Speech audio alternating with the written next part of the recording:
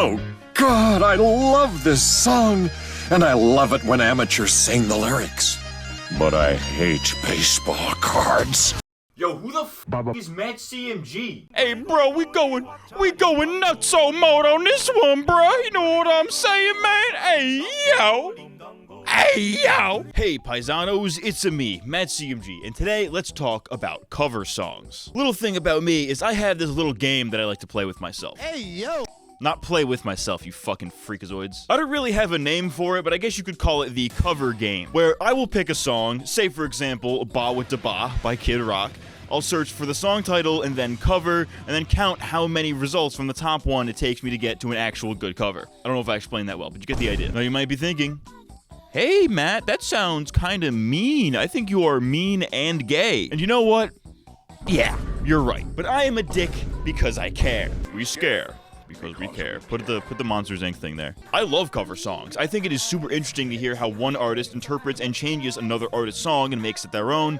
And help, some of the greatest songs of all time have been covers. Johnny Cash's Hurt is considered superior to the original 9 Inch Nails version, you know, and all that kind of shit. You know, top 10 songs you didn't know were covers.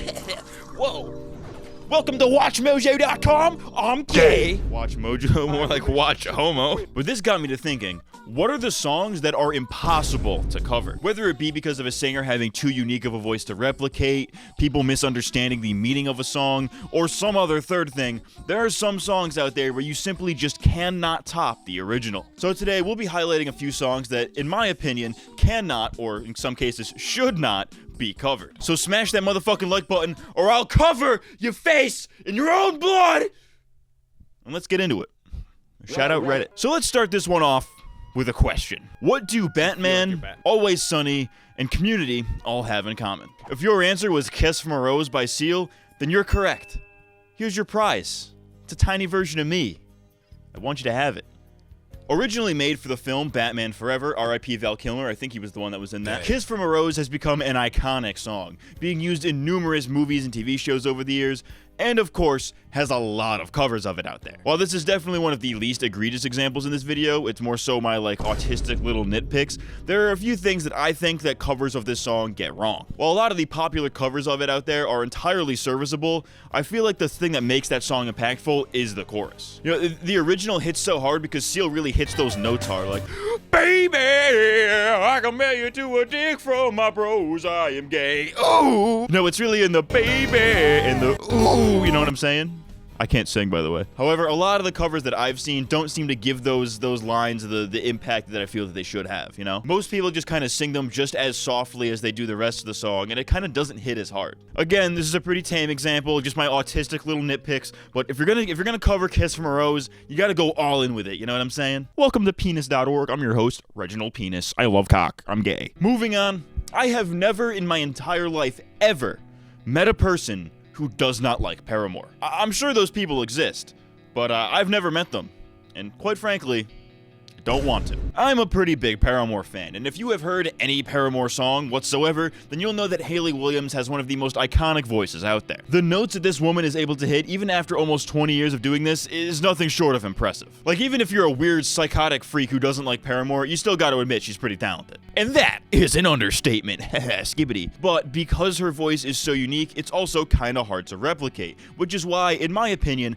there are very few Paramore songs that are even remotely capable of being covered in an interesting way, or in a way that actually lives up to the original. While sure, certain songs like The Only Exception or Hard Times are tame enough to where the average YouTube cover artist could probably do a decent version of them, there are other songs in their discography that many have tried, but very few have succeeded. The two that I want to specifically focus on are Decode and All I Wanted, both of which feature such intense vocal performances that I've seen very few that even come close to replicating them. Let's start with All I Wanted, where it's specifically the chorus that gets a little crazy. You know, any experienced singer can handle the verses, you know, it's pretty tame, pretty low intensity, all things considered. But then we get to the chorus and she starts belting that shit. All I wanted was you. All I wanted was you. That was was actually not bad. If I could like actually sing, that would have not been terrible. Now, admittedly, there have been people out there who have covered this song quite impressively, so it's not like, you know, impossible by any means. It's just that it's an incredibly hard note to hit, even by experienced trained singers. That a vast majority of covers out there either don't quite land or completely avoid trying to hit that note entirely. In my opinion, a cover of All I Wanted hinges on one's ability to be able to hit that note. And while obviously, yes, some people have done it out there, there are some people that do like slightly modified versions of it that make it easier, or they just completely disregard the loud nature of the song and do like, you know, a quiet acoustic version or some shit like that, where they would not have to hit that note. Again, while it's not an impossible song to cover by any means, it's one that takes a lot of effort to be able to do it well, and even the ones that do it well just end up sounding like discount versions of Haley anyways, which kind of defeats the entire purpose of covering the song to begin with. To take things even further, Decode is probably the band's most popular track. It is certainly the song that I first think of when I think of Paramore, and it is a certified fucking banger. But much like All I Wanted, it's a song that's pretty hard to sing, that many covers of it fall into the same trap, but multiplied tenfold because it's that much harder of a song to sing. Like, okay, if you wanted to sing All I Wanted the way that Hayley Williams does, you could train yourself to be able to hit that note, right? You could do that, it's feasible. The thing about Decode is that the whole fucking song is like this. There is so much intense vocal stuff going on in this song that I am sure as hell not qualified enough to talk about that makes this so hard to sing. Many people have tried to cover this song, and quite frankly, I have struggled to find a version that even remotely lives up to the original. A lot of the female vocalists out there that cover this song do a decent enough job, while a lot of them just end up sounding like discount versions of Haley. On the other hand, all of the male covers that I've seen of this song fall into a very similar trap, where they are seemingly so obsessed with staying in the original key and matching Haley's performance that they completely lose their own identity. Like, yeah, it's very impressive for a man to be able to perform this song in its original key, but I don't listen to cover songs to hear people try and sound like the original. I have yet to hear a cover of Decode that tries to do anything different with it, because all of the popular ones that exist right now just feel like singers trying to prove that they can sing it too. Okay, yeah, that's cool, but like, at that point, what's the point? Like, I would love to hear a version of this song that's done in a completely different genre, like maybe a fucking Screamo cover or some shit, or even just something as simple as a male cover of the song that actually does change the key to fit a male vocal range. There's so much you could do with it, but nobody even tries, which is weird. Every time I hear a cover of Decode, all I could think of is how samey it feels compared to every other cover of it, and that I would be much better off just listening to the original. In a completely different vein, Creep by Radiohead is probably the most covered song of all time. I have zero statistics or facts to back that up. I didn't do any research to make that claim, but just based on pure vibes, that feels like it's probably true, you know? Even if that's not true, though, I think we have enough covers of Creep. Like, let's be real. How many times have you seen a video titled, like, Radiohead Creep cover, and it's just like some I almost said autistic. It doesn't have to be autistic. Like, let's be real. How many times have you seen a video titled Radiohead Creep cover, and then it's just some 16-year-old sitting in their room with a guitar softly singing into their webcam mic? It's just so overdone by this point, but the very nature of the song just attracts all of these sad boys and BPD girls to do shitty covers of it. Now, keep in mind, Creep is a great song. It's not something I would listen to like for fun, like to have a good time or like on a daily basis or anything like that, but it's a great song nonetheless. But part of what makes it so great is how it starts off a bit somber, but slowly devolves into this loud cacophony of emotion, emphasizing how the subject's feelings of isolation and insecurity have driven them to insanity. A lot of covers that I've seen completely miss the point, and they just see it as this like depressed kid anthem or whatever the fuck. So they sing it very softly the entire time, which completely misses the point, and it's kind of just really fucking cringe. Plus, a lot of them don't even hit the run note. Like, dude, how are you gonna cover Creep and then not hit the best part of the song? Run, run, run.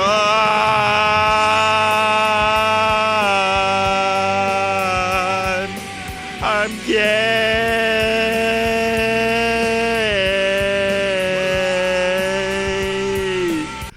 Shout out to the gays. Shout out to the gays. Shout out to the gays and the queers. The reason that Creep is included in this video as a song that you can't cover isn't that it's necessarily that hard to sing or that there are no good covers of it. It's that it's been so overdone to the point where nobody has done anything interesting with it in years, and that many of the people who do cover it seem to completely miss the point that the song is making. Moral of the story: Stop covering Creep. Like, you know, if you're some kid with a guitar who's really thinking about covering it, like, oh yeah, I really need to get my foot in the door as a YouTube cover artist, so I need to cover Creep. Just stop right now. You're gonna look back on it in a year and think, wow, that was really fucking gay of me. I legitimately think that all of the, like, ironic brain rot skibbity parodies of this song are way better than any of the actual unironic covers in the past, like, 10 years. I'm not kidding. Shout out to fucking Pepino. He was really hitting that shit. This same principle applies to a ton of other songs out there, where they are covered so frequently to the point where it becomes annoying. You know, these are your Wonderwalls, your Imagines, your Hey There Delilahs, you know, shit like that, right? The classics. Songs like Wonderwall have become so overdone to the point where they've become a meme, and many of these subsequent covers have become self-aware of that and are therefore annoying. The COVID-19 pandemic absolutely ruined Imagine for literally everybody, and Hey There Delilah is quite possibly one of the gayest songs of all time. Hey There Delilah is actually a very interesting case here, because there actually have been a ton of very creative and interesting covers of the song. People have made, like, sequels to it, or, you know, versions from the girl's perspective, you know, swapping the genders, Wagwan Delilah. Say, Drake, I hear you like I'm young. But somehow, every single cover of this song manages to be even cringier to the last, to the point where it makes me hate the original. The more you try to change it, the worse it becomes, which is saying something because the original isn't even really all that good. Yep, I said it. I don't give a fuck. Yeah, what are you gonna do? What are you gonna do? What are you gonna do about it? You gotta fuck me? What is this dude trying to fuck me, dude? Gay there, Delilah. Getting back into songs that are actually hard to sing, I think pretty much any song by Linkin Park can be included on this list. Chester Bennington's voice was just so unique and his performances were so powerful that they're just pretty much impossible to replicate. You know, One Step Closer, Crawling, Faint, Easier to Run, and plenty of others in their discography involve some intense screaming that is, quite frankly, yet to be replicated. Like, sure, there are people out there that can sing them serviceably, but nobody could do it quite like Chester could. R.I.P. to the goat.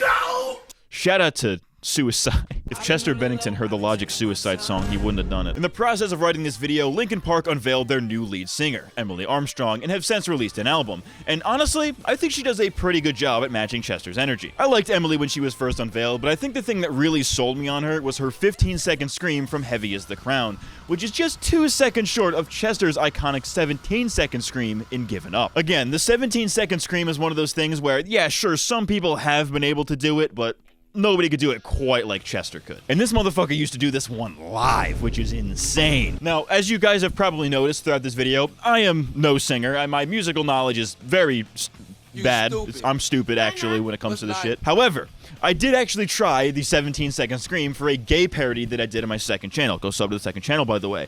And I can confirm, that shit's hard.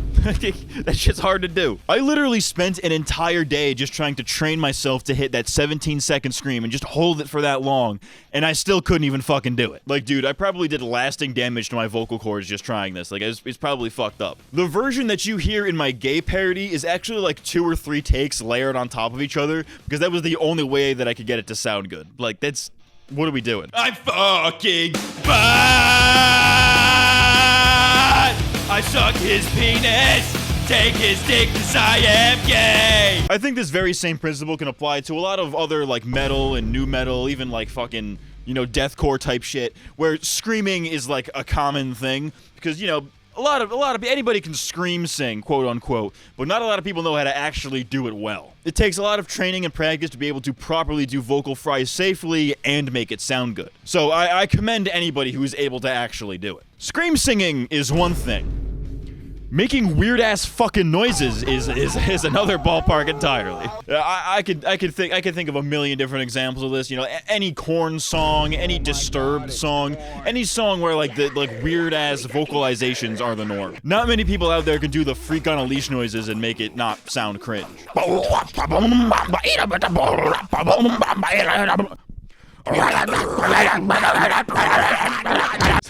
like a Tim Allen bit.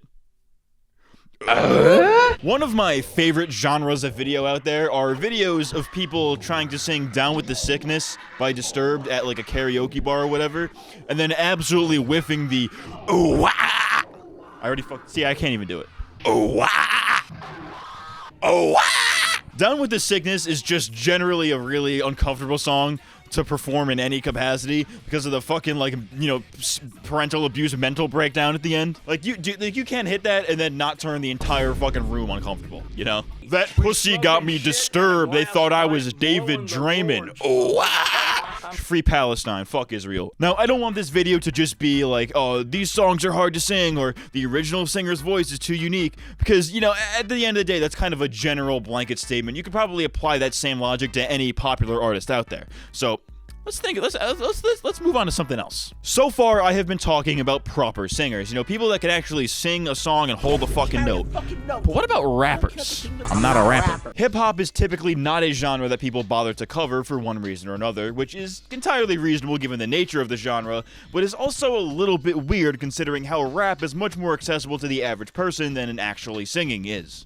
Not everybody can sing, but almost anybody can say words on a beat, you know? Now, I'm not saying that it requires no talent or anything like that, just that your average Joe probably has an easier time singing along to It Was a Good Day by Ice Cube than they do, like, fucking Evanescence or some shit, you know? Now, why do I bring this up? Well, for whatever reason, in the 2010s, there was a huge trend of white kids with guitars doing acoustic covers of raunchy hip-hop songs. This is fucking cringe. Now listen, right? I am all for covering a song in a completely different genre, right? It's a great way to keep things fresh and to offer different perspectives, right? That's cool. That's cool in my book. But there's just something about some 22-year-old white kid with his fucking shutter shades and Cookie Monster hat singing an acoustic cover of, like, California Love or some shit that is just really fucking cringe. Personally, I think it's the disconnect between hip-hop, a genre that, for the most part, is about the struggles of the black experience, being covered by suburban white kids who can't relate to it at all, they just like how it sounds. Like, no, dude, you cannot relate to Juicy. You have a fucking AP history test tomorrow. Shut the fuck up. I tried to avoid this genre entirely, but I think that the only time that this has been done well was the classic Obadiah Parker cover of Hey Ya by Outkast, specifically because it exposed the true meaning of the song, which was kind of lost by the original being so upbeat. And honestly, it's even kind of hard to qualify as a hip-hop song, because it might be Outkast, but it's not like Outkast. You know what I'm saying? Like, Hey Ya is not a rap song. You know what I mean? It's a pop song. Let's be real. That is a track record of one out of potentially thousands of covers exactly like this. So I really don't think we should be doing this. Unless you're doing it, like, obviously, ironically, like fucking Pink Guy doing a ukulele cover of Fuck the Police. This epidemic needs to be stopped at all costs. I don't think it's really happening anymore, but if it is, it needs to stop. We need to end this. And in case I wasn't white enough, we're about to get whiter. Shout out to Crackers. What's up, Crackers? It's your boy Crackalacker. I'm black. I like sucking dick. I like guys because I am gay. Some dick and some pain. In a similar vein, back in the early 2010s, I remember a huge wave of people discussing who the fastest rappers are, coming off of the popularity of Eminem's Rap God, where he spits 6.5 words per second during the fastest part of the song. And fun fact, I actually used to be able to rap that part perfectly, but I can't do it anymore because I'm fucking old, decrepit, and my jawbone is fused together. Spewing semen on a human. Now, you might be thinking right now, oh, he's only bringing it up because it's very difficult to perform in one take. Oh, used to that you're gay. But that's where you'd be wrong, because this song being difficult to perform is not why I'm including it as a song you can't cover. Rap God brought about this wave of mostly white kids trying their hand at rapping the fast part, which then brought about another wave of people just generally trying to rap really fast. Everybody was obsessed with fitting as many words into as short a time as possible, which, sure, is impressive, but that's not what rap is about. Rap is not about spitting quick. It is about flow and wordplay. And while Rap God is certainly a testament to how those things can also be done at a fast tempo, it is not the end-all be-all of hip-hop. During this era, there were so many videos titled like, White Girl Raps Rap God Perfectly, parentheses with fast part, and shit like that. And looking back on it, it was super fucking cringe. On top of that, people always credit Eminem with being the fastest rapper, when guys like Busta Rhymes and Bone Thugs were just as fast and sometimes even faster years before Rap God was even a thing. My point is, people don't cover these fast part rap songs for any actual artistic reason. They're just doing it to prove that they can do it too, which isn't really saying much considering almost anybody can do it with like 15 minutes of practice. Also, if I may be a cracker, this may be a little preview for the Eminem retrospective coming in fucking 2083. Every album he's released since Rap God blew up, he's had at least one song where he does like a super fast part, And it's like, what the fuck are we doing? Can we just rap, please? Like, what are we doing? On the brick, he made it, got rethinking the finish and everything. We just see the benefit of the benefits. I'm asleep with the will, I'm thinking about it, even the 10 of I like men. So, those have been, in my opinion, some of the songs that cannot or should not be covered. And I just want to make it clear. Let me be clear. I don't inherently hate any of the covers that I've made fun of in this video. Ultimately, these are just my autistic little nitpicks as a guy with very particular tastes in music, right? And I guess you might even say shitty taste in music, because I'm goated. But it's also because I'm such a big fan of music that I truly do value a good cover, which is why I'm so harsh on a lot of the ones that I hear. People tend to cover very popular songs, and a lot of these songs are popular for a reason, and I feel like a lot of them deserve better covers than they get. A lot of cover artists seem to get caught up in the rat race of being the first one to cover the next big hit, that originality is seemingly lost in the process, which is why I truly appreciate whenever a cover is being done for fun, artistic reasons, and not as a quick cash grab. Listen, you can cover the latest fucking Chapel Rowan song all you want, but, you know, if you want to do it well, you can't do it immediately. You know what I'm saying? Oh, this guy's mowing the fucking lawn right now. When I say mow, you say lawn. Mow. Mow. When I say mow, you say lawn. Mow. Mow. But anyways, that has been Matt's Autism Hour. Let me know in the comments below what your favorite covers are, what your least favorite covers are, if you're feeling a little negative, you're feeling a little crazy. Like the video, sub to the channel, hit the page. I have been MattCMG, and I'll see you next time. Thanks for watching.